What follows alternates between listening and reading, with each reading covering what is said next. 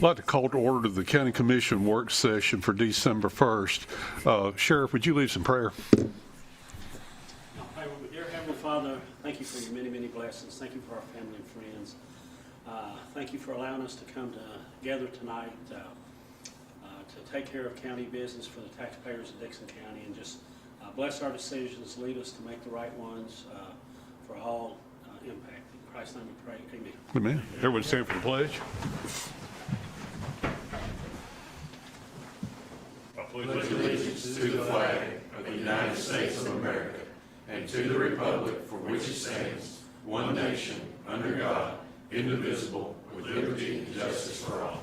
Madam Clerk, call the roll, please. Yes, sir. Mr. Simpkins? Here. Mr. Ledger? Here. Mr. McElwain? Here. Mr. Beatty? Here. Mr. Dawson? He's not here. Ms. Spicer? Here. Mr. Buckner? Here. Mr. Britt? Here. Mr. Petty? Here. Mr. Williams? Here. Mr. Grove? Here. Ms. Gray? Here. Good to see you all. I think Commissioner Dawson's feeling under the weather. We'll think about him on this cold night. First order of business is approval of the minutes of the November 3rd, 2025 work session. Open floor for a motion. Motion by Commissioner Petty, second by Commissioner Spicer. Any questions or discussion? Hearing none. All in favor, vote by stating aye. Aye. Opposed? Thank you. Next item is committee reports. I know we have appointments for Ag Committee next, but is there any other committees to report tonight? Hearing none. Next order of business appointments, Agriculture Extension Committee. Commissioner Simpkins. Yes. Like I say, my term is up in January, and I asked Miss Becky Spicer to take that, and she said she would. So I want to bring her name forward to put her on in my position. All right. That's a motion by Commissioner Simpkins. Have a second. Second by Commissioner McElwain. Any questions or discussion? I think that needs a strict I've set up here for 3 years. I went along most of it, but Miss Becky, I don't know about. But we can refer to this and defer it to the next meeting if we could form a committee to study it. I don't want to be on it. I'm just, hey, if y'all for it, I'm for it. But if it's a mistake, I just want it on the record. I don't know. Does anybody else go on the record on this before we go any further? All right, we have you down, Commissioner Grove. Thank you. Commissioner Spicer, are you okay? Okay. Well, very good. Well, we have a proper motion second. All in favor, vote stating aye. Aye. Opposed? Apparently, it was done. No.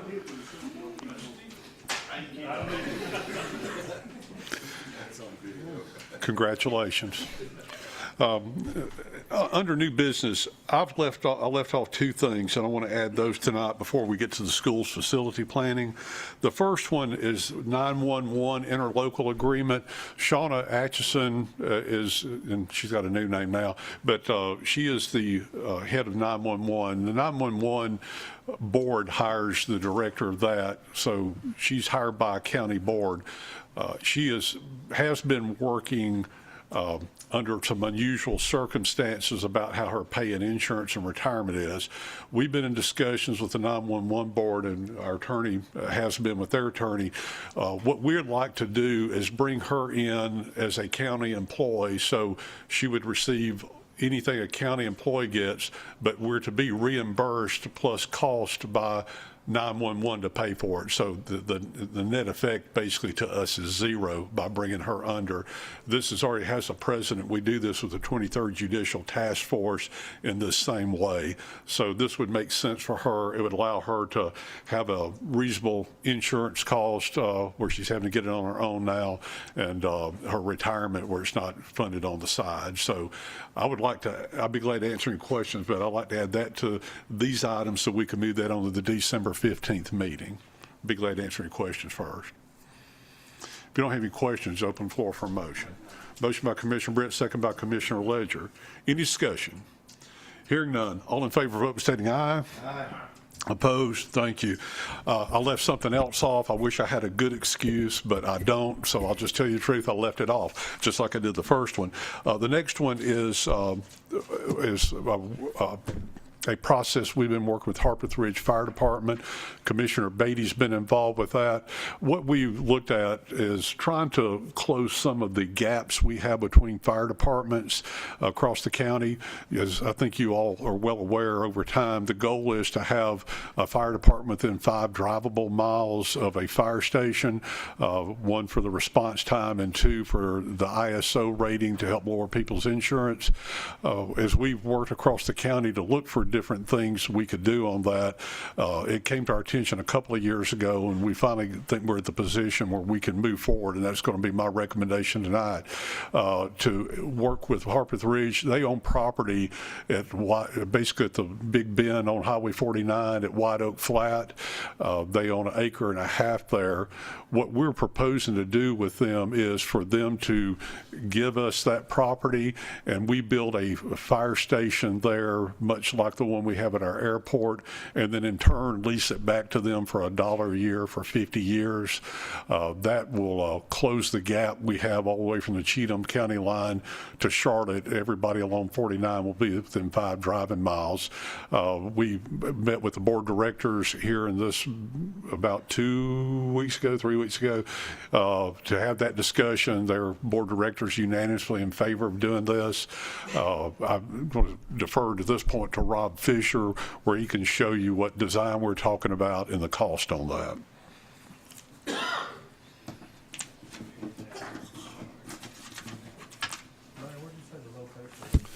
It's basically at the corner, and I'll get you more specific. You go out 49, you get to White Oak Flat and the big left-handed curve.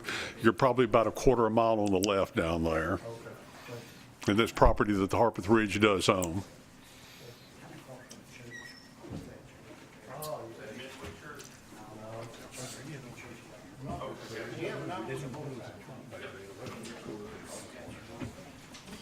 And I got one for Mr. Bryan.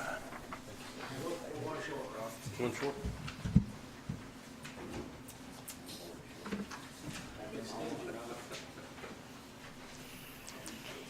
All right, thank you. This goes along with that 10-year plan that we've worked on almost 10 years.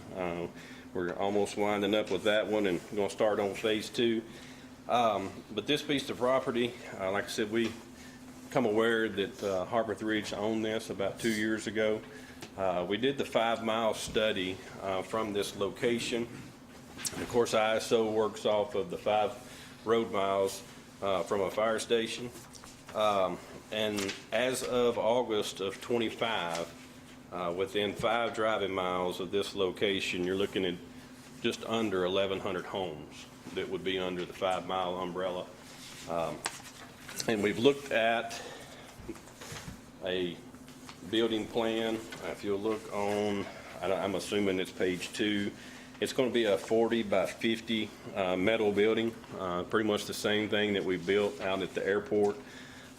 It's big enough to house at least 2, possibly 3 fire apparatus in there, depending on what they want to operate out of. And with the construction, we're looking at roughly, $195,000 is what we're looking at for this project, being able to build this for them and get this into the county protected under fire coverage. And this is one of the largest sections that is without fire coverage as of now. And it gets Harpeth Ridge jurisdiction all the way up to the city limits of Charlotte, covers all the way to the river, to the Cheatham County line, upwards of the Montgomery County line. I think is it Old Metal Road or Metal Road that y'all Station 2 is on? So it gets that coverage all the way that butts up to Cumberland Furnace.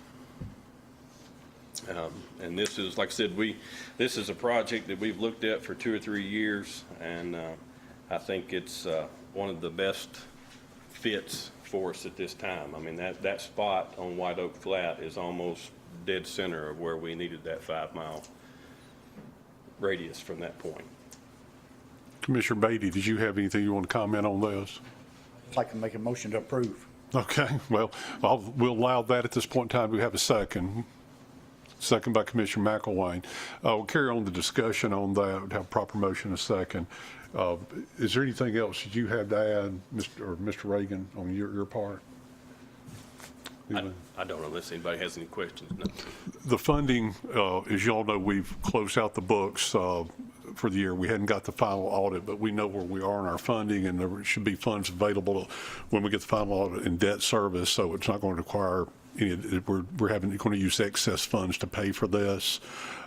So it's not to require additional funds or tax increase. It's just money that was saved in there that'll help take care of this debt. So it's one of those. I appreciate the folks from Harpeth Ridge, and again, I always make this speech, but you know, all of our safety people do such a great job in this county, but this county would not be as safe as it is if we didn't have volunteer fire, and they're putting a lot of time and effort into it and getting a little reward out of it. But put us being in a situation where we can build a building to help them, in turn help our community, I think it's one of those, to me, it just makes too much sense on that. But with that, I'll be glad to answer any questions, along with Mr. Fisher or anyone else.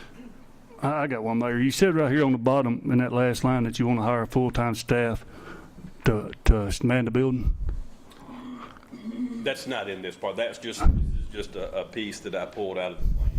I would love to hire that, but Don't say that. it's not part of this plan, no. Well, I'm going to say this again. I've said it before. We've got a full-time fireman sitting down here in the city of Charlotte, correct?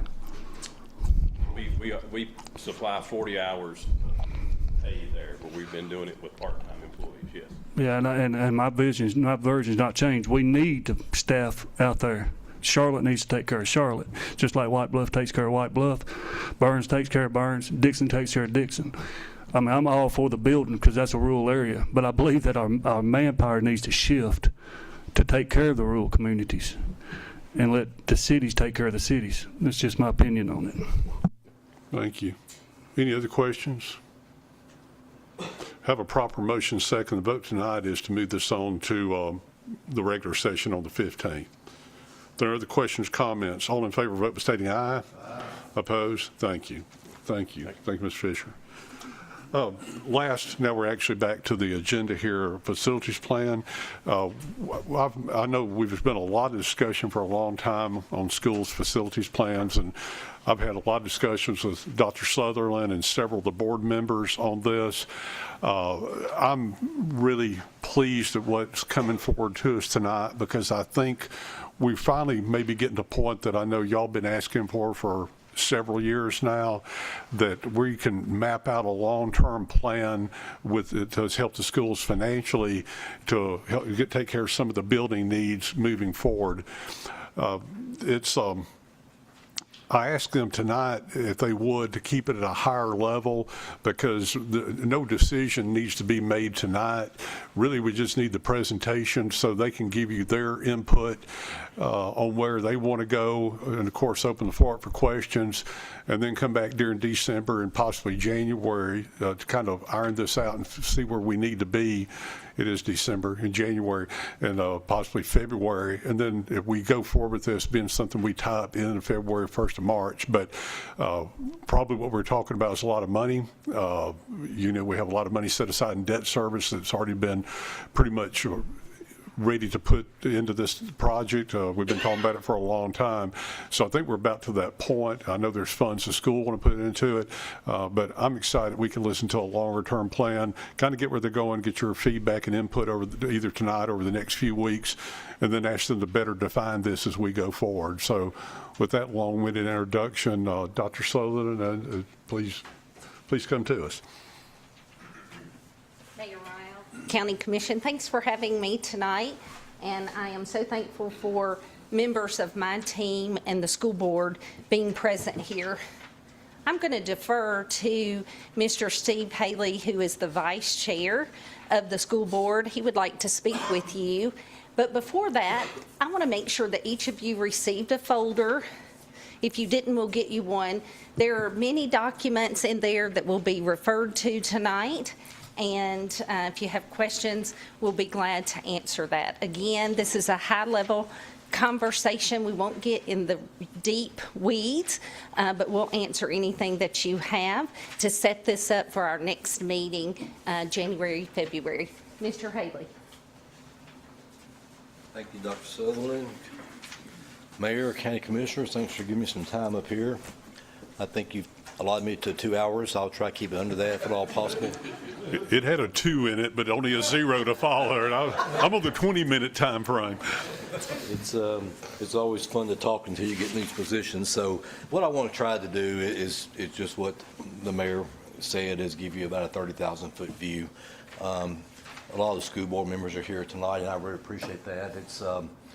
They put a lot of work into this, and this board started this endeavor months ago, and it really wanted to get our first project well underway and see results from that. As we did planning for the future, as you try to prepare documents to give county commissioners, it's so intense to try to identify every step. It's just impossible. So we felt like that this view was probably the best way to go with it. So you have a folder in front of you, and inside that folder you're going to have a few documents. I want you to look at the one with the photographs first. That's for the pictures taken from the current 177 fund.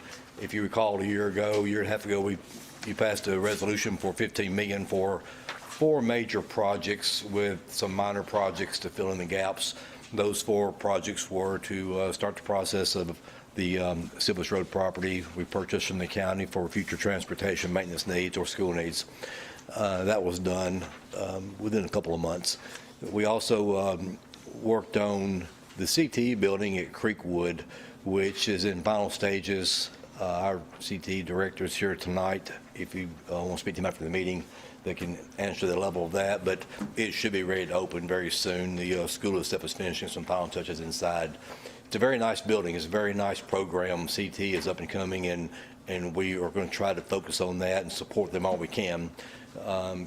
We'll be addressing that more in the future too with some of the planning. The other project we worked on, it's very well spoken of in the community as a ball field. We refer to it as a sports complex. It's more than a football field. It's more than a turf field. It all began when the drainage became an issue at that school many, many years ago.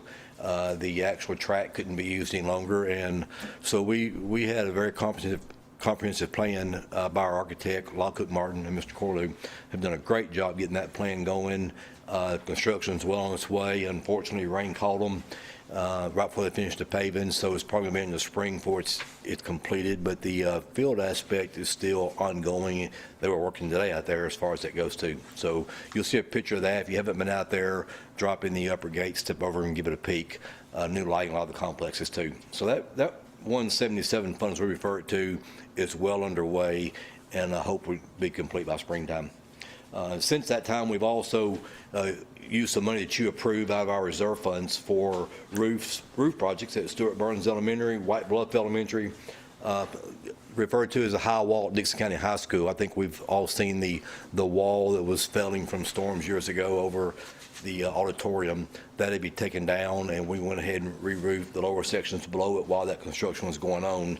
It just made sense to spend that money and do that project where the whole section will be done for the future, not just fixing a wall. So that's been a big project, and it's getting toward its final stages also. And of course, the recent project we are approved and are getting worked on at Burns to alleviate some area issues out there. So all those come out of reserve funds, and the heading under this topic falls under funding, but a lot of times funding from the public standpoint, you'll hear you're putting money into a football field or you're putting money into lights. This money, we know, comes from our reserve funds, excess fund, rainy day funds, whatever you want to call it, from years past where sales tax revenues and other revenues have come in excess of what our budget operations are. I, for one, like the way this commission and the mayor have budgeted our operation funds every year since I've been here. I think it's very conservative, and I think it plays well for the schools. When we don't take that excess fund and put towards one-time expenses, as we didn't for several years, it does allow that fund to falsely grow and give an image that everything is wonderful and there's a lot of money sitting there, when in fact a lot of these roofs need to be done. A lot of these projects like the sports complex and things like that need to be worked on. I want to thank y'all for recognizing that and approving those excess funds. Those funds were from past years, and I hope with sales tax remaining well for many years to come, that we will continue to have that ability to put that money towards other projects throughout the county that need to be done to maintain our buildings. Inside that package also, you're going to see what's very commonly referred to and lovingly thought of by some of the school board members as the green dot map. I think Ms. Teal's probably posted that name and made it stick, or we all really like it. But you've actually got 4 or 5 green dot maps in there. I want you to look at the one that has no lines in it. It is just a big old county map with a lot of green dots on it. Start with this one right here. It'd been nice to get these on a projector. That's probably my fault, but the reality is timing wasn't going to allow for me to get into this as deep as I wanted to. Those green dots represent a student in our school system in the county. Obviously, many of them overlay each other, but the whole point of looking at the green dot map is to look at density. And this endeavor started when we started talking months ago about how to plan for future schools. We kind of broke it down into 3 categories. And I told them then that the 3 things I look at, and I hope that they would get attached to, would be occupancy, location, and condition. Any project that you want to do for a school building would need to pass those 3 tests. Do you need it for occupancy ratings? Do you need it for a location improvement? Or do you need it because of condition? And if we meet those 3 type needs, I think it's an easy sell to the public, to the county commission, and to ourselves that that project is worthy of doing. That being said, we took a meeting basically for each one of those subjects and went into depth, some of them 3, 4, and 5 hours to discuss. I'm going to try to minimize that into 3, 4, or 5 minutes, but I do welcome you to contact myself or any board member, or if y'all want to do something in the future, discuss any of these individually and how we've worked through that, feel free to let us know. Occupancy is closely tied to location, but with occupancy, we have to look at how many kids are in a school. And I hear the comment, I'll use Creekwood High School, for example. You hear the comment, it's ready for 1,600 students, and it is. There was a study done several years ago by the Lewis Group, commissioned by the board to look at all the schools and get the occupancy and the condition and all the information on these schools. They did a good job compiling a good report and making it very comprehensive, and they will tell you themselves that they didn't make any information that didn't exist already. Most of it was within our schools. They just put it into a good format that helped the board plan, think through, and look ahead. But when you rate a school, you have to use the occupancy number based on number of classrooms, core requirements like cafeteria, library, width of hallways, those type of things there all play a role. So you can have a school like White Bluff Elementary with 900 kids, but have a small cafeteria, and even though it'll hold 900, it doesn't function for 900. But Creekwood, is one of the newer schools, and it was built for 1,600. When you get about 80% of any of those numbers, you're getting full. Every classroom is not going to have 30 students in it or 25 students. High school, middle school, elementary rated differently, but they're not going to have the same number of students in every classroom every time of every day. You're going to have, especially in high school, some programs like the EMS program, it may have 15 students in it. It may have 12, but it may be in a classroom that was rated for 30. You're not going to utilize the 1,600 occupancy for that high school under likely any given situation other than we had to because of an emergency somewhere else. So when we look at the schools, occupancy is a number that's rated that school, and it consistently is apples for every school. So when you start getting to the 80% mark, you're really at a full level. As a board, we should be planning for the next school to offset that number. That was considered this time, and it was considered at a level from a location that I'll pick up on in a few minutes and take it from there. Also in your packet, you're going to see a graph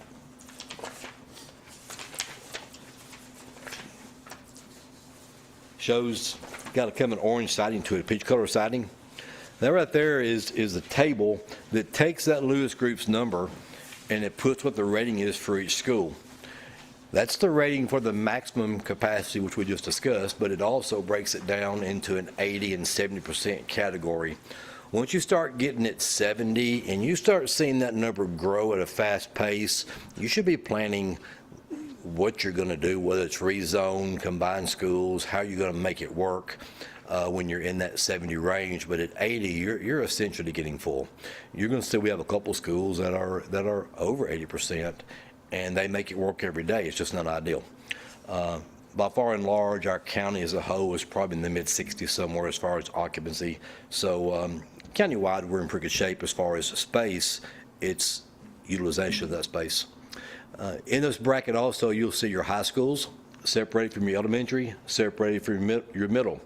And I do that more from my own thinking, and I do apologize to the board. They haven't seen this yet. It was done last night. It was taken from some information that I did back when we built the Burns School. But you'll be getting a copy of this. But it shows the breakdown in elementary, middle, and high schools, and shows what our occupancy is, and at 80%, how closely those correlate with each other. That will give you the direction in the future. If you have to add space, does it need to be in the elementary division, middle, or high school? The board did discuss any future expansion will likely go into an elementary on the south, or west side of the county in that cluster somewhere. And it was based on numbers that we received and worked with, but this kind of proves that number a little bit more because it puts it into a category. So that number is for you to take, look at. It's data that we use to try to help plan what we're doing for occupancy and location. Back to our green dot maps. There's one for just the high school zones. This one for just the high school zones. I start looking at schools from a high school down as opposed to elementary up, because at the end of the day, your kid's going to wind up into a high school. If you have high school capacity, then you can build middle school and elementary into them. Your high school is your most expensive build you'll do as a school system, and building a system that forces a high school that might not be needed would probably, in my opinion, be one of the least cost-effective ways of planning future. This will be in the long-range planning that will come out from the board later on, but we all started at the high schools.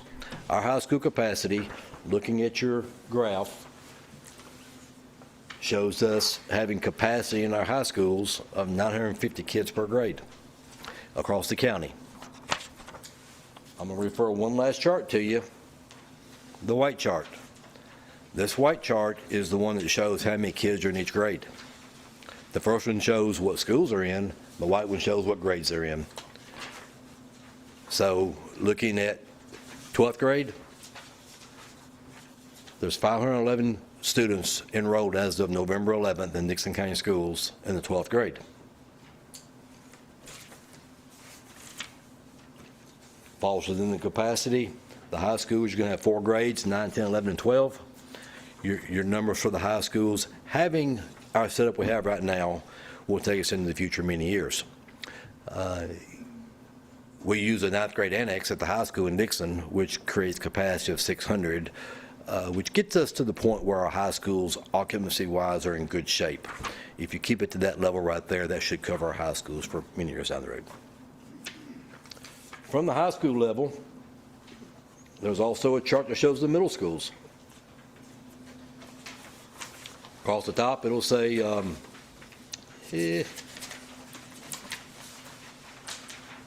all middle schools, 25, 26.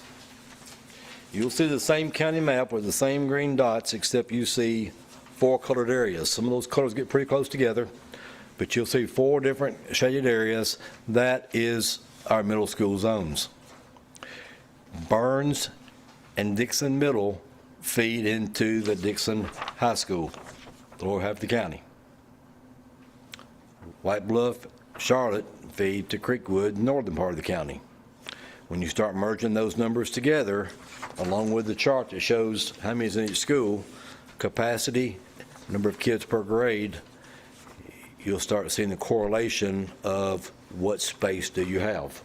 When you go back to your school chart, it's going to point real close to Charlotte, having 400 plus kids with a capacity of 450. That is probably where this conversation will come to with the board over the next month or so, is what to do in Charlotte. Been discussion over the past about a Creekwood Middle School.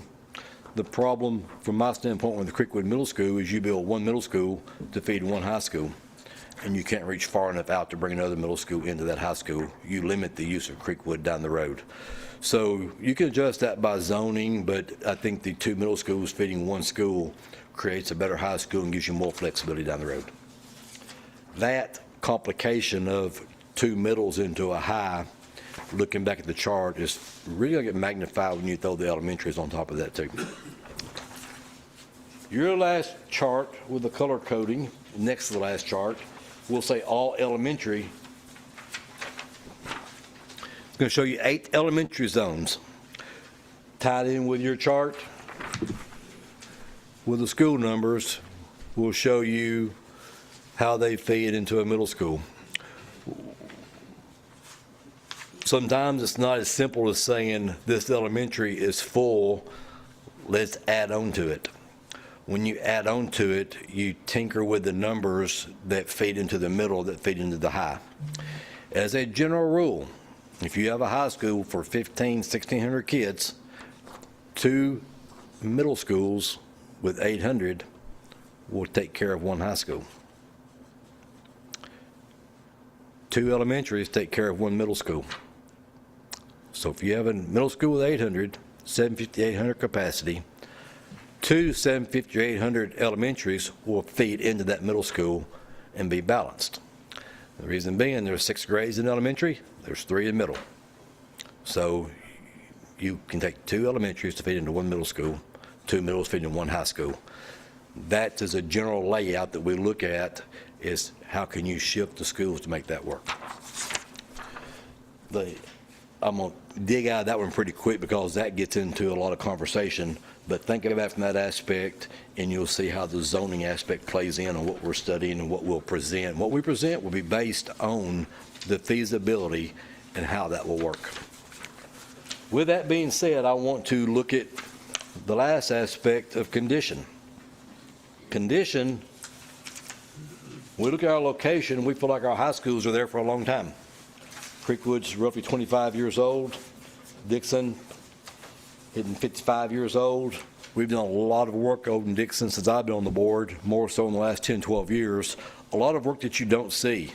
Mechanical upgrades, roofing upgrades, sections at a time with reserve money. No real major projects that we have, capitalized 10 or 15 million at a time on. But over the years, our maintenance director has worked on sections with reserve funds to fix sections of roof. We did a big mechanical interior job 8, 10 years ago on classroom wing, and you remember your kids being there talking about the ceiling tile out for a year. So replacing all that piping. Well, we did a big gym project. We did a heating and air project. We've done a lot of things that add up to a lot of work on that school. That tied into the high wall project we're doing now leaves us with a lot of roof left to do, but we feel like that school is going to be there for a while, so the money we're putting in there will help maintain that school for many, many years to come. Our high schools are in decent shape. The location is where they're at, and that's what we'll build around. Our elementaries, for the most part, barring a couple of them, are 25, 30 years old. Dickson Elementary's got some age to it. It's in relatively good shape. Its size is small. You'll see some recommendations on that coming at another level, probably not in this project.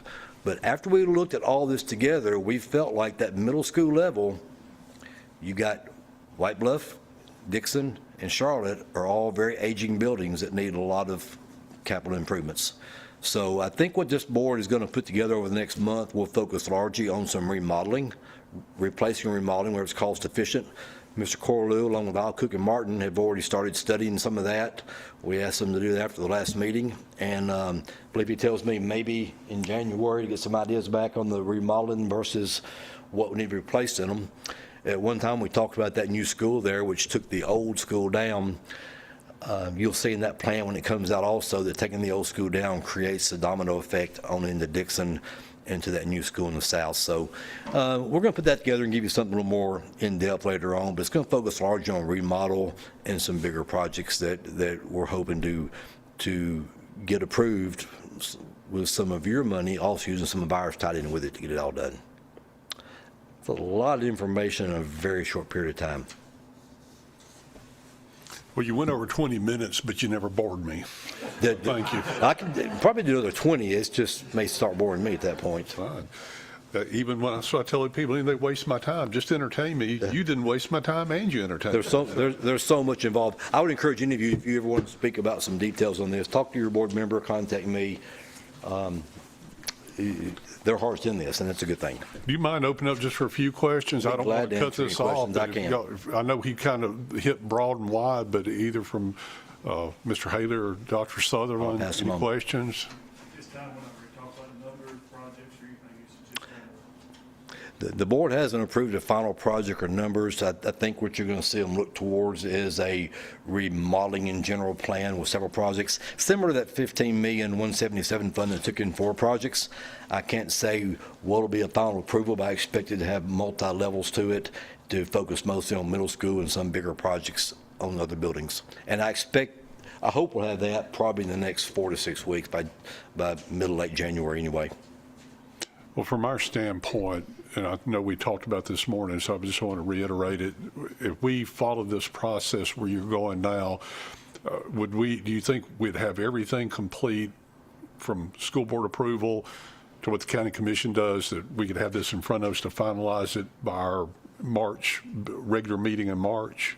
I think I could take a break and do that because I was really concerned we'd have to have it in January. Madam Chair, do you feel like we can make that? I think a better target would be February for that, but this bunch has worked 3 and 4 times a month towards getting this done, meeting once a week at least. Well, and again, I don't want to limit you to that, but I know if we get into a borrowing, and I know we had a discussion, I had it with several commissioners for the meeting, we will need time because this is very strategic, very long-term for us. So again, I know y'all understand this, but we're not going to have a regular meeting and approve it, or a work meeting, regular session. We probably need to make sure we understand it completely during January and March, or January and February, and then kind of aim for March. That'd be a level I'm comfortable with. And again, it'd be up to the commission here if they want to go on that timeline or longer. It's really going to be the will of the commission on that. But we've come a long way in the past 30 days, working about 4 months hard on this. But the last 30 days, I think we've come a long way. And I feel like by our January meeting, we will come almost to completion as far as maybe a few minor things left. So I would think you would get it by February. Weather dependent, I think we'll make that one no problem. Y'all meet near the end of the month in January? We meet the 4th Thursday for the official meeting. We've had work sessions. We have a work session Thursday night if you want to come out. We welcome you for that. They're usually not about 3 or 4 hours, so they're not too bad. The chair can call those work sessions at will, and I think she'll put that together for what we need to get it out. And she can also call a special meeting if we needed to approve something prior to that. But if we meet the 4th Thursday of January, it falls on your work session for February and your vote meeting for February. So March, I think, would be very realistic. Okay. Do you think so, Madam Chair? Yes. Because it's your schedule. We'll talk on that. And we'll kind of, with y'all, we'll get something that we can all kind of, as a template that we can all kind of agree on timing, because we don't want to catch ourselves going the other direction. Because like y'all and us, once we get past March, we're focused on the next year's budget. Right. And I know I'd like to get this settled before, because we're going to get refocused on something new as we move forward. So certainly in my mind too. So I appreciate you saying that. Do you have any questions? Yes, sir. I think I know the answer to this, but I know we've had a new administration and a new board. And is it the intent that y'all are going to hire an architectural firm and we're going to draw plans, specifications, and we're going to publicly bid and competitively bid these projects and not do the CMARs and the guaranteed maximum price design builds? That's what I hear from the community a lot, is that they want this money to be, and I understand some of these projects are complex, and I understand the process in bidding. You can pre-qualify those contractors. So I just kind of want to harp on that I hope that's the board's intent, because that's what I would like to see. And that's a really good question to address. And yes, that one is my intent, but it is the board's intent.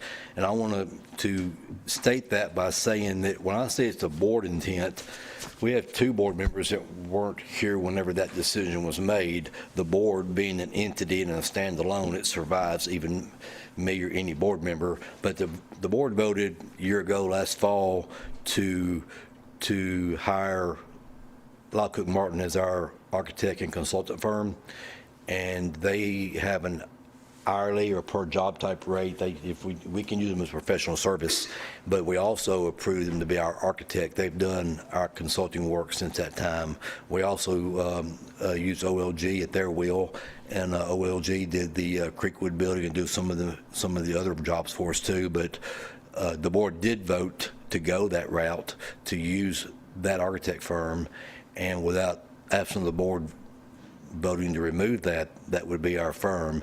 The roofs were done with the RFQs, and they qualified the bidders, and they did the bidding process.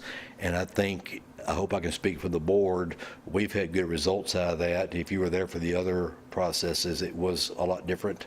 Mr. Lyle did a good job with Lyle Cook Martin on that, and I think we had good results and good savings from that. So that is the intent, and the action has been a board action. Thank you. Does that answer that? Okay. Any other questions? Thank you. Thank you. I Dr. appreciate your time. Southern, Board Next Member hour, next Haley, Chairman Brogdon, all the other board members and staff, thank you for being here tonight. We appreciate this because we know the importance of education, and we know the importance of getting these buildings like we need to take care of a long-term issue. So I appreciate the work y'all are putting into this and informing us tonight. Under other business, the commissioners have on their desk copies of the annual financial report from the fee officers for the period of June 30, 2025, the period ending June 30, 2005. This is required by TCA Section 5-8-505 and TCA Section 67-5-1902. So those are on your table, and if you have a real hard financial question, call Don Hall. Any other business? Any announcements? Somebody's having a function or something. It's Christmas time. Come on. I just wanted you to make sure I was still invited. We're on record now. I got invited. Thank you. You always invite. Right. Well, I want to be there. Thank you. Anyone else have anything? It was a good time last year. Thank you. Anybody else? Pardon? To your party? You got a chance. No, that's true. Deputy, you have a taser? I need to settle this crowd down over here, and I want to be the one to use it. Well, if there's no other announcements, we will be, before the next meeting at 6:30, we'll have our Christmas event here before the meeting starts 7 o'clock. You're all welcome. All of you here are welcome, but don't bring anybody else because I don't have that much food, but I can feed who's here tonight. So, all right, if there are no other announcements, the next work session and meeting will be on Monday, January 5th, 2026 at 7 p.m. in the Beaverdale B. Reed Jr. County Commission Chamber, the Dickson County Chamber, Dickson County Administration